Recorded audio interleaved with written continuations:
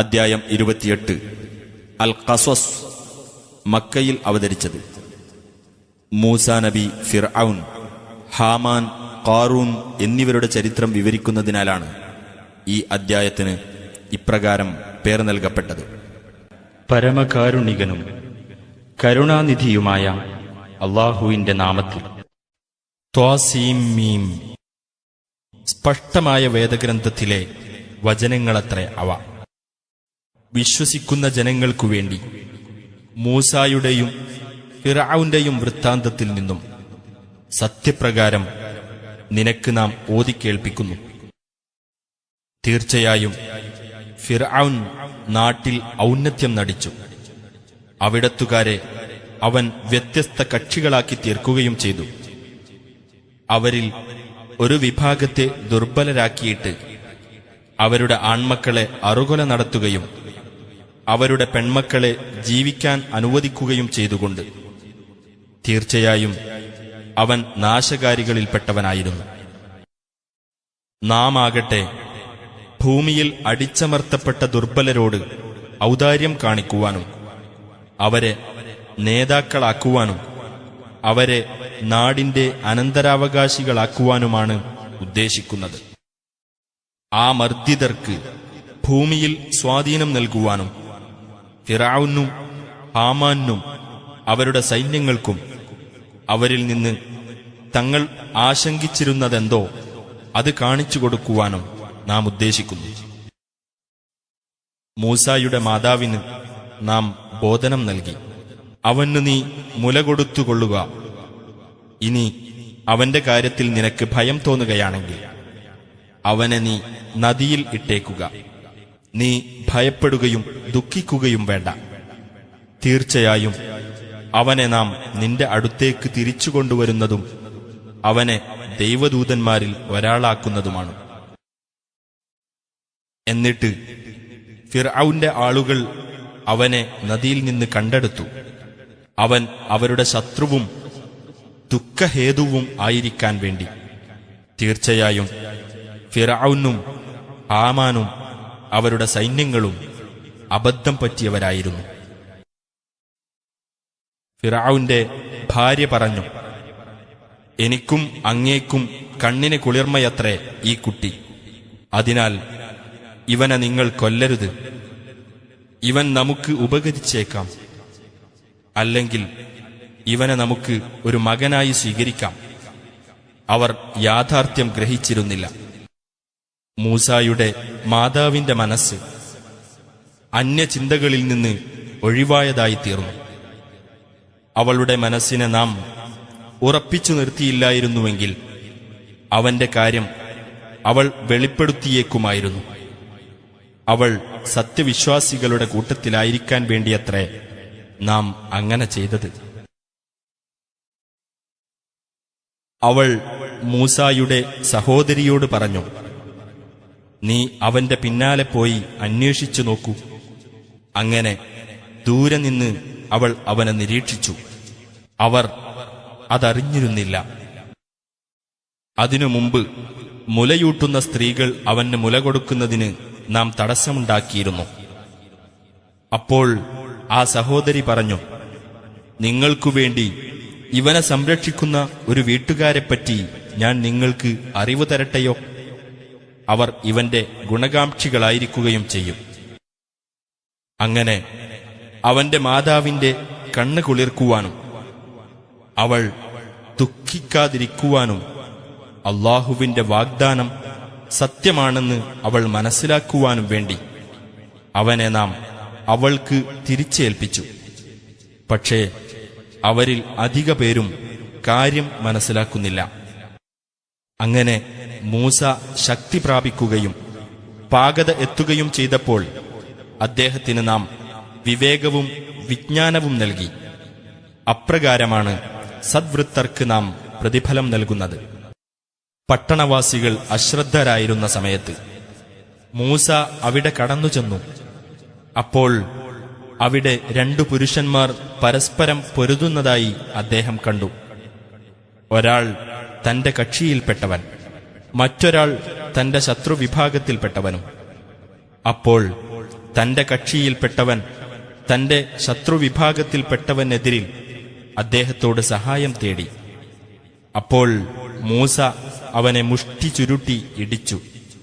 അതവന്റെ കഥ കഴിച്ചു. മൂസ പറഞ്ഞു, ഇത് പിശാചിന്റെ പ്രവർത്തനത്തിൽപ്പെട്ടതാകുന്നു. അവൻ വ്യക്തമായും വഴിപിഴപ്പിക്കുന്ന ശത്രു തന്നെയാകുന്നു. അദ്ദേഹം പറഞ്ഞു, എന്റെ രക്ഷിതാവേ, തീർച്ചയായും ഞാൻ എന്നോട് തന്നെ അന്യായം ചെയ്തിരിക്കുന്നു. അതിനാൽ നീ എനിക്ക് പൊറുത്തു തരണമേ. അപ്പോൾ അദ്ദേഹത്തിന് അവൻ പൊറുത്തുകൊടുത്തു. തീർച്ചയായും അവൻ ഏറെ പൊറുക്കുന്നവനും കരുണാനിധിയുമാകുന്നു.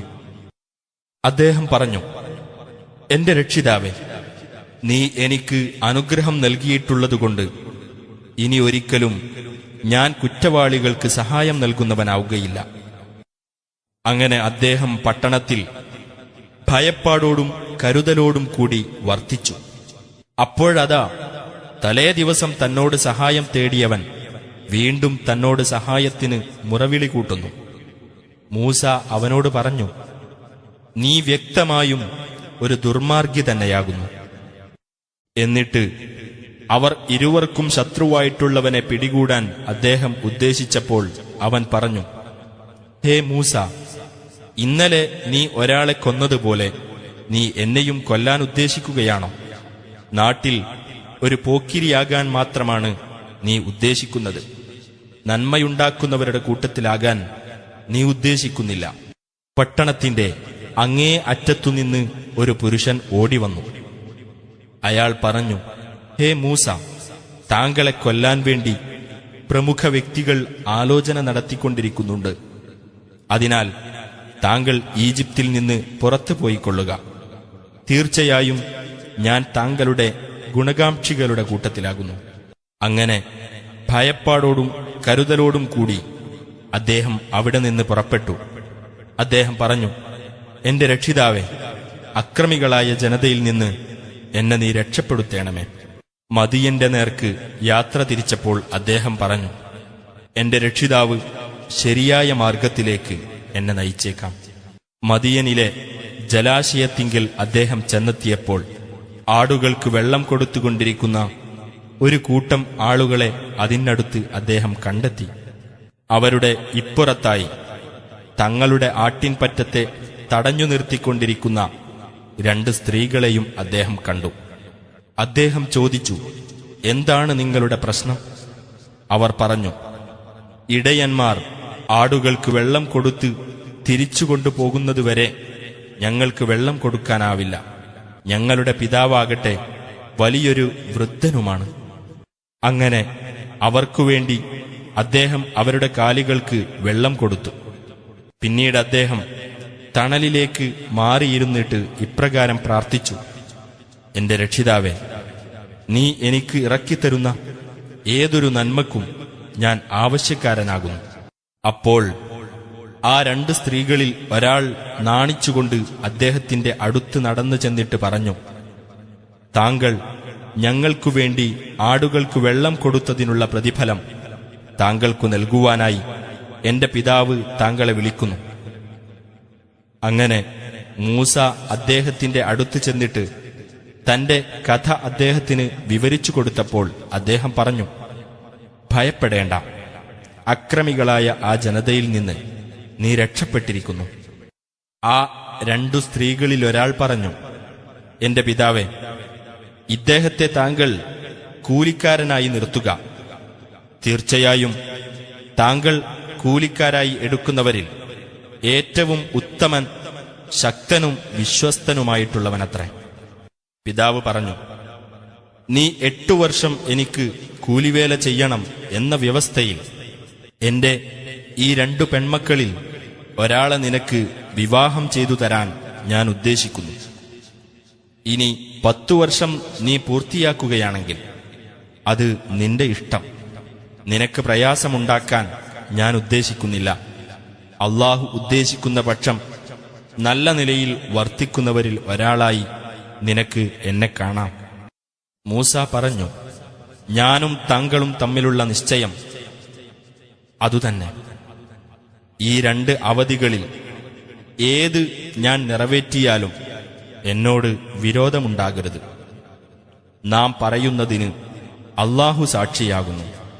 അങ്ങനെ മൂസ ആ അവധി നിറവേറ്റുകയും തന്റെ കുടുംബവും കൊണ്ട് യാത്ര പോകുകയും ചെയ്തപ്പോൾ പർവ്വതത്തിന്റെ ഭാഗത്തുനിന്ന് അദ്ദേഹം ഒരു തീ കണ്ടു.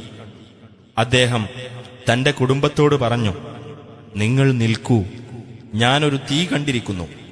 അവിടെ നിന്ന് വല്ല വിവരമോ അല്ലെങ്കിൽ ഒരു തീക്കൊള്ളിയോ ഞാൻ നിങ്ങൾക്ക് കൊണ്ടുവന്ന് തന്നേക്കാം. നിങ്ങൾക്ക് തീ കായാമല്ലോ. അങ്ങനെ അദ്ദേഹം അതിനടുത്ത് ചെന്നപ്പോൾ അനുഗ്രഹീതമായ പ്രദേശത്തുള്ള താഴ്വരയുടെ വലതുഭാഗത്തുനിന്ന് ഒരു വൃക്ഷത്തിൽ നിന്ന് അദ്ദേഹത്തോട് വിളിച്ചു പറയപ്പെട്ടു, ഹേ മൂസ, തീർച്ചയായും ഞാനാകുന്നു ലോകരക്ഷിതാവായ അല്ലാഹു. നീ നിന്റെ വടി താഴെയിടൂ. എന്നിട്ടത് ഒരു സർപ്പമെന്നോണം പിടയുന്നത് കണ്ടപ്പോൾ അദ്ദേഹം പിന്നോക്കം തിരിഞ്ഞോടി. അദ്ദേഹം തിരിഞ്ഞു നോക്കിയതുപോലുമില്ല. അല്ലാഹു പറഞ്ഞു, മൂസ, നീ മുന്നോട്ടു വരിക, പേടിക്കേണ്ട, തീർച്ചയായും നീ സുരക്ഷിതരുടെ കൂട്ടത്തിലാകുന്നു. നീ നിന്റെ കൈ കുപ്പായമാറിലേക്ക് പ്രവേശിപ്പിക്കുക. യാതൊരു കെടുതിയും കൂടാതെ വെളുത്തതായി അത് പുറത്തുവരുന്നതാണ്. ഭയത്തിൽ നിന്ന് മോചനത്തിനായി നിന്റെ പാർശ്വഭാഗം നീ ശരീരത്തിലേക്ക് ചേർത്ത് പിടിക്കുകയും ചെയ്യുക. അങ്ങനെ അത് രണ്ടും ഫിർഔന്റെയും അവന്റെ പ്രമുഖന്മാരുടെയും അടുത്തേക്ക് നിന്റെ രക്ഷിതാവിങ്കൽ നിന്നുള്ള രണ്ടു തെളിവുകളാകുന്നു. തീർച്ചയായും അവർ ധിക്കാരികളായ ഒരു ജനതയായിരിക്കുന്നു. അദ്ദേഹം പറഞ്ഞു, എന്റെ രക്ഷിതാവേ, അവരുടെ കൂട്ടത്തിൽ ഒരാളെ ഞാൻ കൊന്നുപോയിട്ടുണ്ട്. അതിനാൽ അവർ എന്നെ കൊല്ലുമെന്ന് ഞാൻ ഭയപ്പെടുന്നു. എന്റെ സഹോദരൻ ഹാറൂൻ എന്നെക്കാൾ വ്യക്തമായി സംസാരിക്കാൻ കഴിവുള്ളവനാകുന്നു. അതുകൊണ്ട് എന്നോടൊപ്പം എന്റെ സത്യത സ്ഥാപിക്കുന്ന ഒരു സഹായിയായിക്കൊണ്ട് അവനെ നീ നിയോഗിക്കണമേ. അവർ എന്നെ നിഷേധിച്ചു കളയുമെന്ന് തീർച്ചയായും ഞാൻ ഭയപ്പെടുന്നു. അല്ലാഹു പറഞ്ഞു, നിന്റെ സഹോദരൻ മുഖേന നിന്റെ കൈക്ക് നാം ബലം നൽകുകയും നിങ്ങൾക്ക് ഇരുവർക്കും നാം ഒരു ആധികാരിക ശക്തി നൽകുകയും ചെയ്യുന്നതാണ്. അതിനാൽ അവർ നിങ്ങളുടെ അടുത്ത് എത്തുകയില്ല. നമ്മുടെ ദൃഷ്ടാന്തങ്ങൾ നിമിത്തം നിങ്ങളും നിങ്ങളെ പിന്തുടരുന്നവരും തന്നെയായിരിക്കും വിജയികൾ. അങ്ങനെ നമ്മുടെ വ്യക്തമായ ദൃഷ്ടാന്തങ്ങളും കൊണ്ട് മൂസ അവരുടെ അടുത്ത് ചെന്നപ്പോൾ അവർ പറഞ്ഞു, ഇത് വ്യാജനിർമ്മിതമായ ഒരു ജാലവിദ്യയല്ലാതെ മറ്റൊന്നുമല്ല. നമ്മുടെ പൂർവപിതാക്കളിൽ ഇങ്ങനെ ഒരു കാര്യത്തെപ്പറ്റി നാം കേട്ടിട്ടുമില്ല. മൂസ പറഞ്ഞു, തന്റെ പക്കൽ നിന്ന് സന്മാർഗവും കൊണ്ടുവന്നിട്ടുള്ളവനാരെന്നും ഈ ലോകത്തിന്റെ പര്യവസാനം ആർക്ക് അനുകൂലമായിരിക്കുമെന്നും എന്റെ രക്ഷിതാവിന് നല്ലപോലെ അറിയാം. അക്രമികൾ വിജയം പ്രാപിക്കുകയില്ല, തീർച്ച. ഫിർഔൻ പറഞ്ഞു, പ്രമുഖന്മാരെ, ഞാനല്ലാതെ യാതൊരു ദൈവവും നിങ്ങൾക്കുള്ളതായി ഞാൻ അറിഞ്ഞിട്ടില്ല. അതുകൊണ്ട് ഹാമാനെ, എനിക്കുവേണ്ടി കളിമണ്ണുകൊണ്ട് ഇഷ്ടിക ചുട്ടെടുക്കുക. എന്നിട്ട് എനിക്ക് നീ ഒരു ഉന്നത സൗധം ഉണ്ടാക്കിത്തരിക. മൂസയുടെ ദൈവത്തിങ്കലേക്ക് എനിക്കൊന്ന് എത്തി നോക്കാമല്ലോ. തീർച്ചയായും അവൻ വ്യാജം പറയുന്നവരുടെ കൂട്ടത്തിലാണെന്നാണ് ഞാൻ വിചാരിക്കുന്നത്. അവനും അവന്റെ സൈന്യങ്ങളും ഭൂമിയിൽ അന്യായമായി അഹങ്കരിക്കുകയും നമ്മുടെ അടുക്കലേക്ക് അവർ മടക്കപ്പെടുകയില്ലെന്ന് അവർ വിചാരിക്കുകയും ചെയ്തു. അതിനാൽ അവനെയും അവന്റെ സൈന്യങ്ങളെയും നാം പിടികൂടി കടലിൽ എറിഞ്ഞുകളഞ്ഞു. അപ്പോൾ ആ അക്രമികളുടെ പര്യവസാനം എങ്ങനെയായിരുന്നു എന്ന് നോക്കൂ. അവരെ നാം നരകത്തിലേക്ക് ക്ഷണിക്കുന്ന നേതാക്കന്മാരാക്കി. ഉയിർത്തെഴുന്നേൽപ്പിന്റെ നാളിൽ അവർക്കൊരു സഹായവും നൽകപ്പെടുന്നതല്ല. ഈ ഐഹിക ജീവിതത്തിൽ അവരുടെ പിന്നാലെ നാം ശാപം അയക്കുകയും ചെയ്തു. ഉയിർത്തെഴുന്നേൽപ്പിന്റെ നാളിൽ അവർ വെറുക്കപ്പെട്ടവരുടെ കൂട്ടത്തിലായിരിക്കുകയും ചെയ്യും. പൂർവ്വതലമുറകളെ നാം നശിപ്പിച്ചതിനു ശേഷം ജനങ്ങൾക്ക് ഉൾക്കാഴ്ച നൽകുന്ന തെളിവുകളും മാർഗദർശനവും കാരുണ്യവുമായിക്കൊണ്ട് മൂസാക്ക് നാം വേദഗ്രന്ഥം നൽകുകയുണ്ടായി. അവർ ചിന്തിച്ച് ഗ്രഹിച്ചേക്കാമല്ലോ. നബിയെ, മൂസാക്ക് നാം കൽപ്പന ഏൽപ്പിച്ചു കൊടുത്ത സമയത്ത് ആ പടിഞ്ഞാറെ മലയുടെ പാർശ്വത്തിൽ നീ ഉണ്ടായിരുന്നില്ല. ആ സംഭവത്തിന് സാക്ഷ്യം വഹിച്ചവരുടെ കൂട്ടത്തിൽ നീ ഉണ്ടായിരുന്നതുമില്ല. പക്ഷേ നാം പിന്നീട് പല തലമുറകളെയും വളർത്തിയെടുത്തു. അങ്ങനെ അവരിലൂടെ യുഗങ്ങൾ ദീർഘിച്ചു. മദിയൻകാർക്ക് നമ്മുടെ ദൃഷ്ടാന്തങ്ങൾ ഓതിക്കേൾപ്പിച്ചു കൊടുത്തുകൊണ്ട് നീ അവർക്കിടയിൽ താമസിച്ചിരുന്നില്ല. പക്ഷേ നാം ദൂതന്മാരെ നിയോഗിക്കുന്നവനായിരിക്കുന്നു. നാം മൂസായെ വിളിച്ച സമയത്ത് ആ പർവ്വതത്തിന്റെ പാർശ്വത്തിൽ നീ ഉണ്ടായിരുന്നുമില്ല. പക്ഷേ നിന്റെ രക്ഷിതാവിങ്കൽ നിന്നുള്ള കാരുണ്യത്താൽ ഇതെല്ലാം അറിയിച്ചു തരികയാകുന്നു. നിനക്കു മുമ്പ് ഒരു താക്കീതുകാരനും വന്നിട്ടില്ലാത്ത ഒരു ജനതയ്ക്ക് നീ താക്കീത് നൽകുവാൻ വേണ്ടിയത്രേ ഇത്. അവർ ആലോചിച്ച് മനസ്സിലാക്കിയേക്കാം. തങ്ങളുടെ കൈകൾ മുൻകൂട്ടി ചെയ്തുവെച്ചതിന്റെ ഫലമായി അവർക്ക് വല്ല വിപത്തും നേരിടുകയും അപ്പോൾ ഞങ്ങളുടെ രക്ഷിതാവേ, ഞങ്ങളുടെ അടുത്തേക്ക് നിനക്ക് ഒരു ദൂതനെ അയച്ചുകൂടായിരുന്നോ? എങ്കിൽ ഞങ്ങൾ നിന്റെ തെളിവുകൾ പിന്തുടരുകയും ഞങ്ങൾ സത്യവിശ്വാസികളുടെ കൂട്ടത്തിലാവുകയും ചെയ്തേനെ എന്ന് അവർ പറയുകയും ചെയ്യില്ലായിരുന്നുവെങ്കിൽ നാം നിന്നെ ദൂതനായി അയക്കുമായിരുന്നില്ല.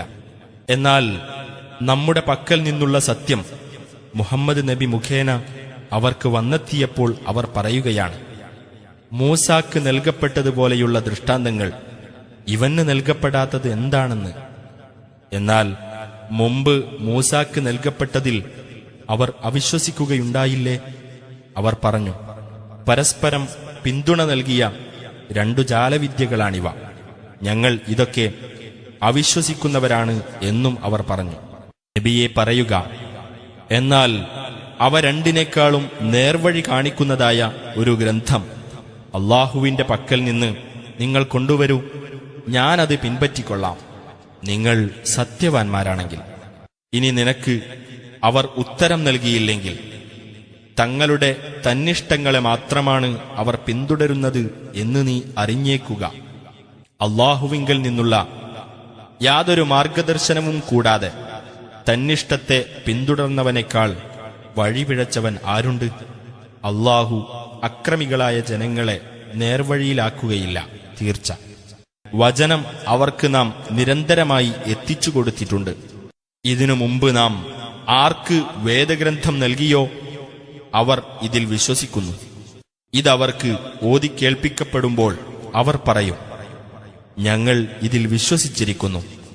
തീർച്ചയായും ഇത് ഞങ്ങളുടെ രക്ഷിതാവിങ്കൽ നിന്നുള്ള സത്യമാകുന്നു. ഇതിനു മുമ്പ് തന്നെ തീർച്ചയായും ഞങ്ങൾ കീഴ്പ്പെടുന്നവരായിരിക്കുന്നു.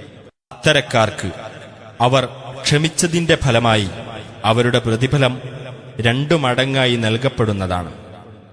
അവർ നന്മ കൊണ്ട് തിന്മയെ തടുക്കുകയും നാം അവർക്ക് നൽകിയിട്ടുള്ളതിൽ നിന്ന് ചെലവഴിക്കുകയും ചെയ്യും. വ്യർത്ഥമായ വാക്കുകൾ കേട്ടാൽ അതിൽ നിന്നവർ തിരിഞ്ഞുകളയുകയും ഇപ്രകാരം പറയുകയും ചെയ്യും, ഞങ്ങൾക്കുള്ളത് ഞങ്ങളുടെ കർമ്മങ്ങളാണ്, നിങ്ങൾക്കുള്ളത് നിങ്ങളുടെ കർമ്മങ്ങളും. നിങ്ങൾക്കു സലാം, മൂഢന്മാരെ ഞങ്ങൾക്ക് ആവശ്യമില്ല. തീർച്ചയായും നിനക്ക് ഇഷ്ടപ്പെട്ടവരെ നിനക്ക് നേർവഴിയിലാക്കാനാവില്ല. പക്ഷേ അള്ളാഹു താൻ ഉദ്ദേശിക്കുന്നവരെ നേർവഴിയിലാക്കുന്നു. സന്മാർഗം പ്രാപിക്കുന്നവരെപ്പറ്റി അള്ളാഹു നല്ലവണ്ണം അറിയുന്നവനാകുന്നു. നിന്നോടൊപ്പം ഞങ്ങൾ സന്മാർഗം പിന്തുടരുന്ന പക്ഷം ഞങ്ങളുടെ നാട്ടിൽ നിന്ന് ഞങ്ങൾ എടുത്തെറിയപ്പെടും എന്ന് അവർ പറഞ്ഞു. നിർഭയമായ ഒരു പവിത്ര സങ്കേതം നാം അവർക്ക് അധീനപ്പെടുത്തി കൊടുത്തിട്ടില്ലേ? എല്ലാ വസ്തുക്കളുടെയും ഫലങ്ങൾ അവിടേക്ക് ശേഖരിച്ചു കൊണ്ടുവരപ്പെടുന്നു. നമ്മുടെ പക്കൽ നിന്നുള്ള ഉപജീവനമത്രേ അത്. പക്ഷേ അവരിൽ അധിക പേരും കാര്യം മനസ്സിലാക്കുന്നില്ല. സ്വന്തം ജീവിത സുഖത്തിൽ മതിമറന്ന് അഹങ്കരിച്ച എത്ര രാജ്യങ്ങൾ നാം നശിപ്പിച്ചിട്ടുണ്ട്. അവരുടെ വാസസ്ഥലങ്ങളതാ അവർക്കുശേഷം അപൂർവമായല്ലാതെ അവിടെ ജനവാസമുണ്ടായിട്ടില്ല. നാം തന്നെയായി അവയുടെ അവകാശി. രാജ്യങ്ങളുടെ കേന്ദ്രത്തിൽ നമ്മുടെ ദൃഷ്ടാന്തങ്ങൾ ജനങ്ങൾക്ക് ഓതിക്കേൾപ്പിക്കുന്ന ഒരു ദൂതനെ അയക്കുന്നതുവരേക്കും നിന്റെ രക്ഷിതാവ് ആ രാജ്യങ്ങളെ നശിപ്പിക്കുന്നവനല്ല. രാജ്യക്കാർ അക്രമികളായിരിക്കുമ്പോഴല്ലാതെ നാം രാജ്യങ്ങളെ നശിപ്പിക്കുന്നതുമല്ല. നിങ്ങൾക്ക് വല്ല വസ്തുവും നൽകപ്പെട്ടിട്ടുണ്ടെങ്കിൽ അത് ഐഹിക ജീവിതത്തിന്റെ സുഖഭോഗവും അതിന്റെ അലങ്കാരവും മാത്രമാകുന്നു. അല്ലാഹുവിങ്കലുള്ളത് കൂടുതൽ ഉത്തമവും നീണ്ടു നിൽക്കുന്നതുമത്രേ. എന്നിരിക്കെ നിങ്ങൾ ചിന്തിച്ച് മനസ്സിലാക്കുന്നില്ലേ?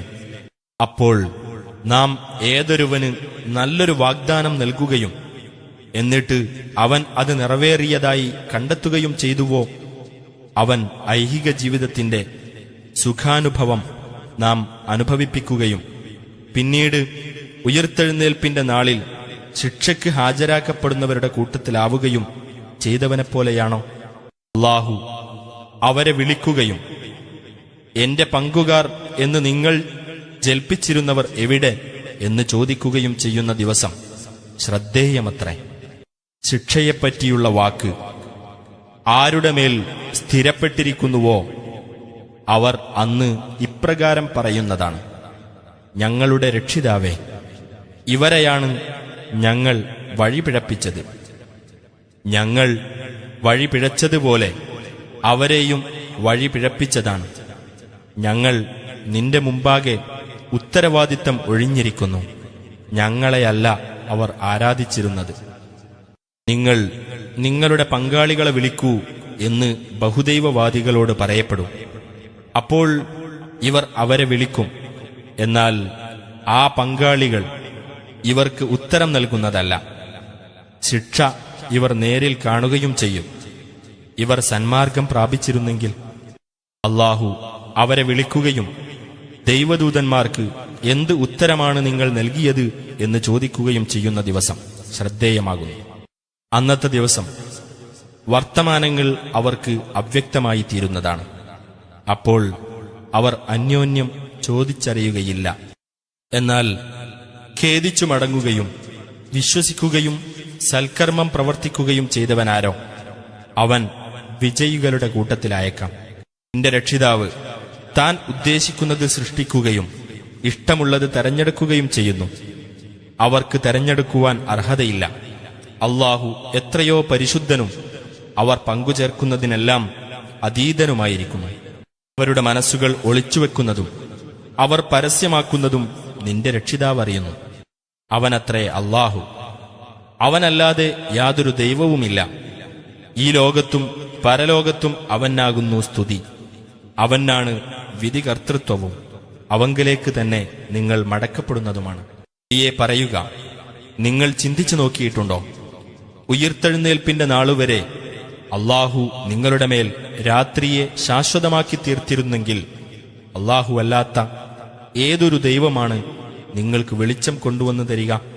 എന്നിരിക്കെ നിങ്ങൾ കേട്ടു മനസ്സിലാക്കുന്നില്ലേ? പറയുക, നിങ്ങൾ ചിന്തിച്ചു നോക്കിയിട്ടുണ്ടോ? ഉയിർത്തെഴുന്നേൽപ്പിന്റെ നാളുവരെ അല്ലാഹു നിങ്ങളുടെ മേൽ പകലിനെ ശാശ്വതമാക്കിയിരുന്നുവെങ്കിൽ അല്ലാഹു അല്ലാത്ത ഏതൊരു ദൈവമാണ് നിങ്ങൾക്ക് വിശ്രമിക്കുവാൻ ഒരു രാത്രി കൊണ്ടുവന്നു തരിക? എന്നിരിക്കെ നിങ്ങൾ കണ്ടു മനസ്സിലാക്കുന്നില്ലേ? അവന്റെ കാരുണ്യത്താൽ അവൻ നിങ്ങൾക്ക് രാവും പകലും ഉണ്ടാക്കിത്തന്നിരിക്കുന്നു.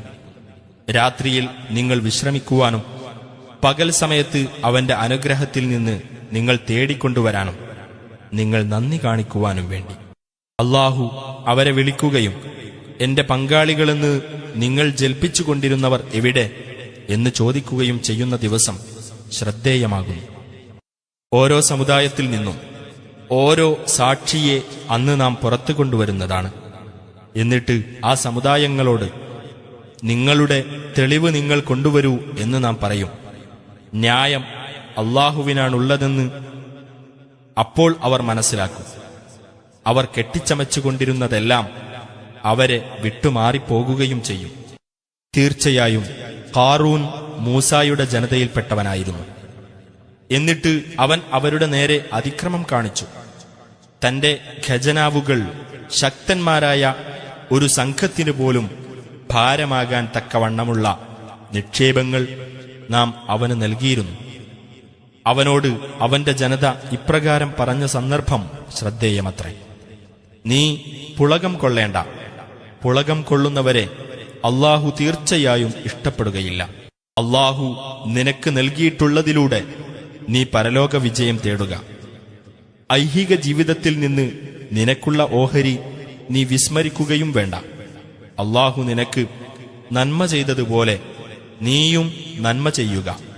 നീ നാട്ടിൽ കുഴപ്പത്തിന് മുതിരരുത്.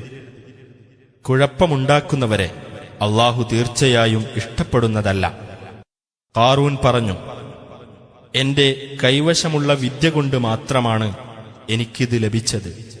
എന്നാൽ അവനു മുമ്പ് അവനേക്കാൾ കടുത്ത ശക്തിയുള്ളവരും കൂടുതൽ സംഘബലമുള്ളവരുമായിരുന്ന തലമുറകളെ അല്ലാഹു നശിപ്പിച്ചിട്ടുണ്ടെന്ന് അവൻ മനസ്സിലാക്കിയിട്ടില്ലേ?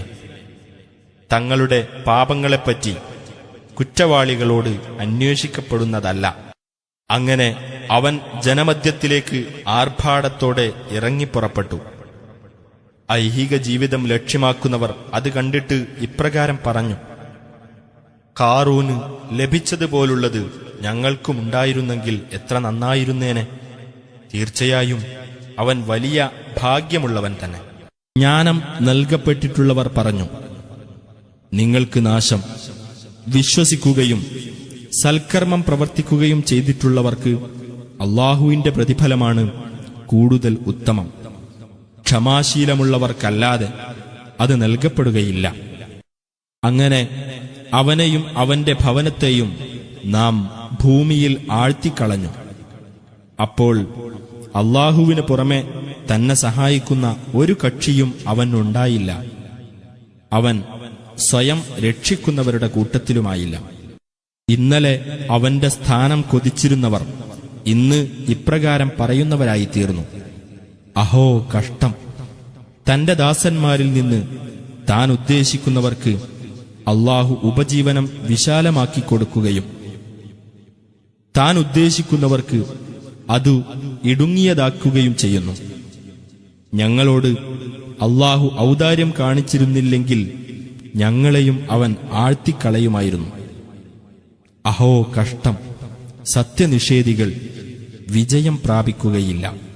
ഭൂമിയിൽ ഔന്നത്യമോ കുഴപ്പമോ ആഗ്രഹിക്കാത്തവർക്കാകുന്നു ആ പാരത്രിക ഭവനം നാം ഏർപ്പെടുത്തിക്കൊടുക്കുന്നത്. അന്ത്യഫലം സൂക്ഷ്മത പാലിക്കുന്നവർക്ക് അനുകൂലമായിരിക്കും. ആർ നന്മയും കൊണ്ടുവന്നുവോ അവന് അതിനേക്കാൾ ഉത്തമമായതുണ്ടായിരിക്കും. വല്ലവനും തിന്മയും കൊണ്ടാണ് വരുന്നതെങ്കിൽ തിന്മ പ്രവർത്തിച്ചവർക്ക് തങ്ങൾ പ്രവർത്തിച്ചിരുന്നതിന്റെ ഫലമല്ലാതെ നൽകപ്പെടുകയില്ല. തീർച്ചയായും നിനക്ക് ഈ ഖുർആൻ നിയമമായി നൽകിയവൻ തിരിച്ചെത്തേണ്ട സ്ഥാനത്തേക്ക് നിന്നെ തിരിച്ചുകൊണ്ടുവരിക തന്നെ ചെയ്യും. പറയുക: സന്മാർഗവും കൊണ്ട് വന്നതാരെന്നും സ്പഷ്ടമായ ദുർമാർഗത്തിലകപ്പെട്ടത് ആരെന്നും എന്റെ രക്ഷിതാവ് നല്ലവണ്ണം അറിയുന്നവനാണ്. നിനക്ക് വേദഗ്രന്ഥം നൽകപ്പെടണമെന്ന് നീ ആഗ്രഹിച്ചിരുന്നില്ല. പക്ഷേ നിന്റെ രക്ഷിതാവിങ്കൽ നിന്നുള്ള കാരുണ്യത്താൽ അതു ലഭിച്ചു. ആകയാൽ നീ സത്യനിഷേധികൾക്ക് സഹായിയായിരിക്കരുത്. അല്ലാഹുവിന്റെ വചനങ്ങൾ നിനക്ക് അവതരിപ്പിക്കപ്പെട്ടതിനു ശേഷം അവർ നിന്നെ അതിൽ നിന്ന് തടയാതിരിക്കട്ടെ. നിന്റെ രക്ഷിതാവിങ്കലേക്ക് നീ ക്ഷണിക്കുക. നീ ബഹുദൈവ വിശ്വാസികളുടെ കൂട്ടത്തിലായിപ്പോകരുത്. അല്ലാഹുവോടൊപ്പം വേറെ യാതൊരു ദൈവത്തെയും നീ വിളിച്ച് പ്രാർത്ഥിക്കുകയും ചെയ്യരുത്. അവനല്ലാതെ യാതൊരു ദൈവവുമില്ല. അവന്റെ തിരുമുഖം ഒഴികെ എല്ലാ വസ്തുക്കളും നാശമടയുന്നതാണ്. അവനുള്ളതാണ് വിധികർത്തൃത്വം. അവങ്കലേക്ക് തന്നെ നിങ്ങൾ മടക്കപ്പെടുകയും ചെയ്യും.